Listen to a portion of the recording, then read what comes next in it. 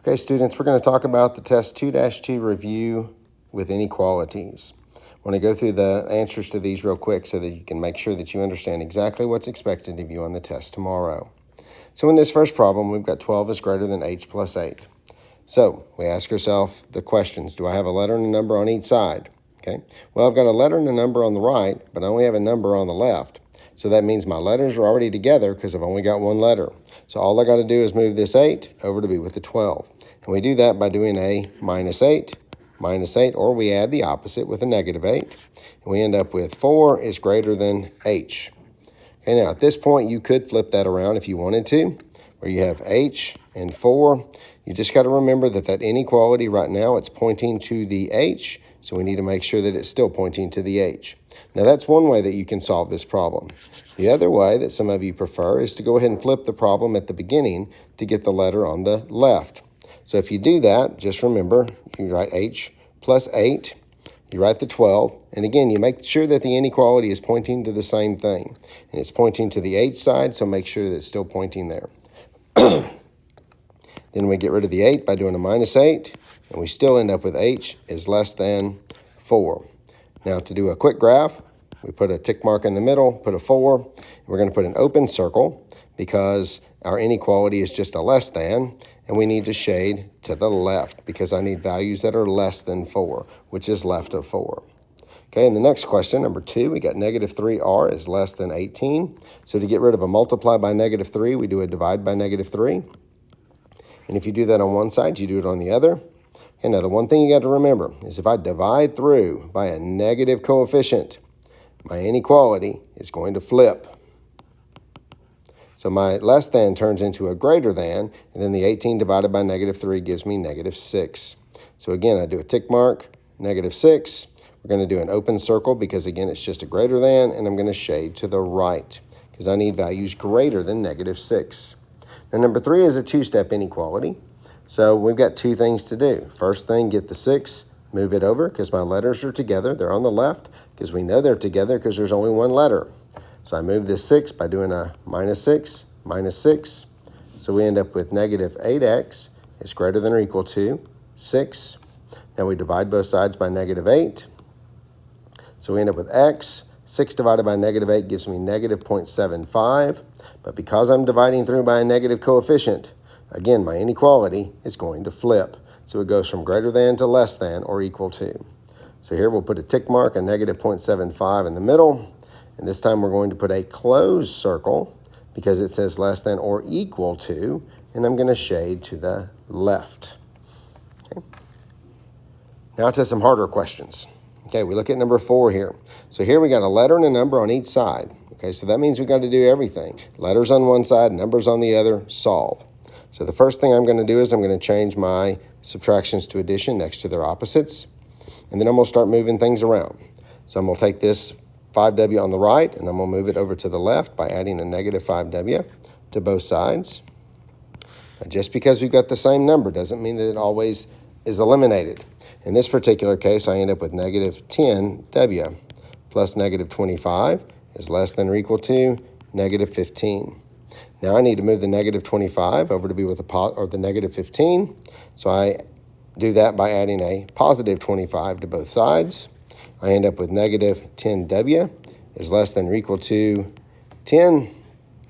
Divide both sides by negative 10. And I end up with w, negative 1. And because I'm dividing through by a negative coefficient, my inequality flips. So we end up with an answer of w is greater than or equal to negative 1. Okay, number 5, same thing. We've got a letter and a number, So I'm going to move the 4r over to be with the 6r. So negative 4r, negative 4r.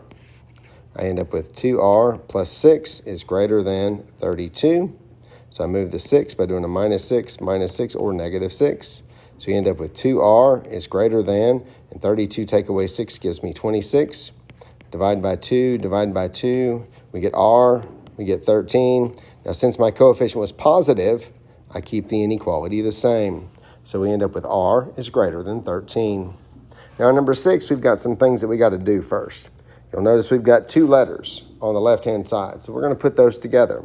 6x and 2x make 8x. and then plus 8. So now on my left, I've got a letter and a number, so I'm good.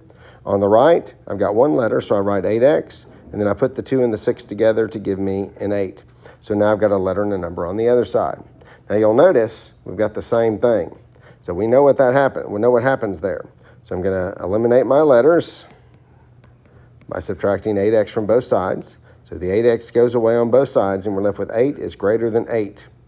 Okay, and is 8 greater than 8? No, it is not. So this answer is no solution. Now, if it were an equation, it would say 8 equals 8. We would say all real numbers. So if it's a true statement, we say all real numbers. If it's a false statement, we say no solution. Okay, so that is the amount of work I'm expecting to see on each of those questions. So please make sure that you do so accordingly. Now, these next 4 questions are thinker questions. What I'm really wanting to know is, do you understand the thinking process behind the inequalities? So in this first one, we got 18 plus 3x is less than 9. So the first thing I want you to look for is the inequality. And this inequality says that it's a less than. So if your graph has a closed circle, like A and B, they've got closed circle shade to the right, closed circle shade to the left, we know neither one of those could be the right answer because they are greater than or equal to or less than or equal to answers. So we know it's got to be an open circle. Now the next thing I want you to look for is look at your coefficient. Is your coefficient positive or negative? In this particular case, it's positive. So that means my inequality will not flip. So that means since the letter's on the left, my inequality tells me which way to shade. So that means I'm shading to the left, which means my answer has to be C. Number 8, we're doing the same thing. We first look at our inequality. The inequality does not have a bar, so it can't be a solid dot. Okay, so I'm going to X out A and D because neither one of those can be the right answer. And then now we look at our look at our variable and our coefficient. Well, since it doesn't have a number, that means we have a 1 there, and it's a positive 1. So that means my inequality is not going to flip. So it's going to be an open circle, and it's going to shade to the right because my variable's on the left. So again, my answer is C. On number 9, now this one we're trying to figure out which inequality matches that graph. So again, we notice that this is a closed circle. Okay, so that means that A and B are eliminated because they don't have the inequality that would give us a closed circle. And I need to shade to the left. So if you look at the inequalities, one's going right, one's going left. So which one's the only one that could work? D, because our inequality is going left and our coefficient is positive. Okay, number 10. So this one gives me an open circle. So that tells me I can eliminate C and B because they have closed circle inequalities. So it's either going to be A or D for this particular answer. Now again, we look at our variable. And our variable in A is positive. Our variable in B is positive. The letter is on the left, so the inequality tells you which way to shade. So my answer has to be A. Okay. Now, number 11 and 12, all I really want you to do on these is write the inequality that represents the situation. So it says, Susan must practice her trumpet at least 15 hours a week. This week, she has practiced 6 hours so far. Trumpet lessons are part of Susan's practice time. Her teacher gives 2-hour lessons. Write an inequality that can be used to find X, the number of lessons Susan must attend this week. Well, it says that she must practice at least 15 hours a week. So that means it's got to be 15 or more. Okay? This week, she's practiced 6 hours. She's already practiced 6 hours. And her lessons last for 2 hours, and they count towards her practice time. Okay, so what are we looking for? We've got practice hours. We've got 6 hours so far. So that's important. 6 hours of practice so far. We're going to add to that our lessons, and our lessons are 2 hours long. Okay, and they are 2 hours. And our practice time has to be greater than or equal to 15. So the inequality would be, okay, our lessons are 2 hours long, so that's going to be 2x, because we don't know how many lessons we need, plus the 6 hours we already have must be greater than or equal to 15 total hours. So there's the inequality that you should have written. Number 12, same kind of thing. Martha works at a warehouse packing boxes. Her job is to place P items that each weigh 3 kilograms into a box that weighs 1 kilogram. if Martha can lift up to 15 kilograms, up to 15, we want to write an inequality to represent the number of items Martha can place in each box and still be able to lift the box. Okay, so we're going to have a box, and we're going to be putting stuff in it. Okay, so the box weighs a certain amount, plus the items that I'm putting in there must not be bigger than or equal to 15. Okay, so our box weighs how much? Our box weighs 1. And I'm going to add to that items that weigh 3 kilograms each. Okay, so the items are 3 kilograms, but we don't know how many items. So we're going to say 3P, because we're talking about P items, and that can't be less than or equal to, or can't be more than 15 kilograms. So there's our inequality, or you could write it as 3 kilograms per item plus the box must be smaller than 15, but it can also be equal to 15 because she can lift up to 15 pounds or kilograms. Okay, so that's our inequality. And number 13, now this is the toughest one for me personally, in my opinion. Okay, it says the fence is in the shape of an isosceles triangle. The fence is at least 14 yards long. The fence of an unequal side of the triangle is 14 yards. What's the length of each equal side? So we're trying to get these scenarios to match this inequality. 2 times some number plus 4 must be less than 14. So it says the shape of an isosceles triangle. Well, we got to remember what an isosceles triangle is. An isosceles triangle is a triangle that's got 3 sides, and 2 of them are equal.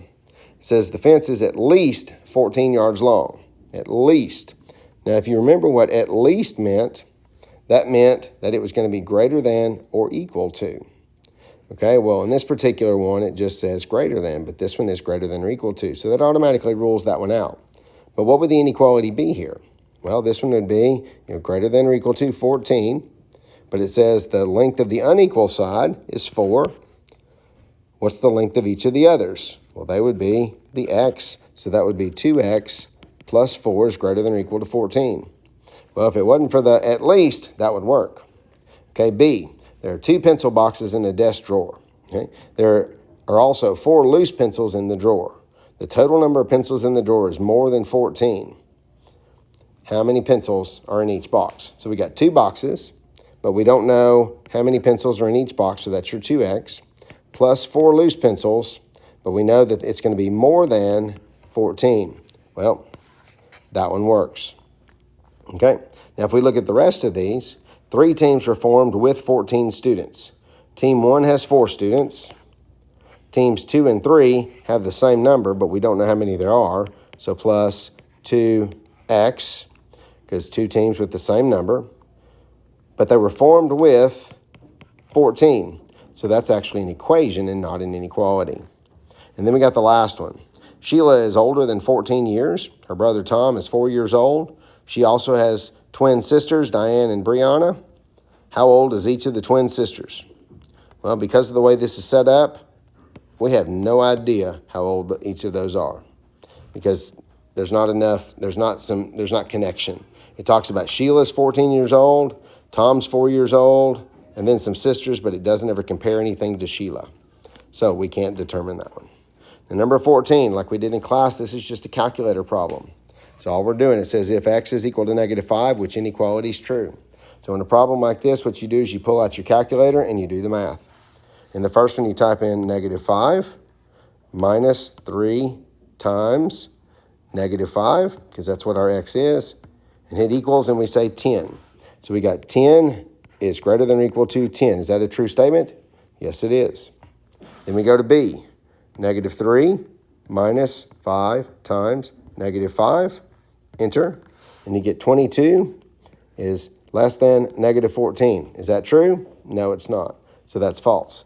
So then we go to the next one.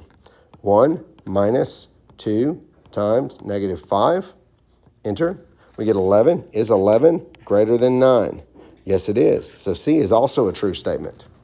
Then we get 2 minus -5. Enter. You get 7 is less than or equal to -3. And no, that's a false statement. Okay, so that's just a calculator problem, and that's all I want you to do on that particular problem. Okay, number 15. Steve bought a bottle of water for $3, so that's going to be a constant. He bought some hot dogs for $4 each. We just don't know how many hot dogs. Steve did not spend more than $15, so that means we're taking this, we're adding that together. Did not spend more than $15, so he could have spent 15, but it wasn't more than 15, so that means that's got to be less than or equal to 15. So there's the inequality that we use. So the minuses are out because we're adding costs up. So in the question, the answer should be B. Now we also have to figure out how many hot dogs did he buy, so that means you got to solve it. So we move the 3. We end up with 4h is less than or equal to 12. Divide both sides by 4. H is less than or equal to 3. So how many hot dogs did he buy? He bought at least 3 hot dogs. Now that's what I'm expecting you to do on your test tomorrow. So I wish you the best of luck. Until then.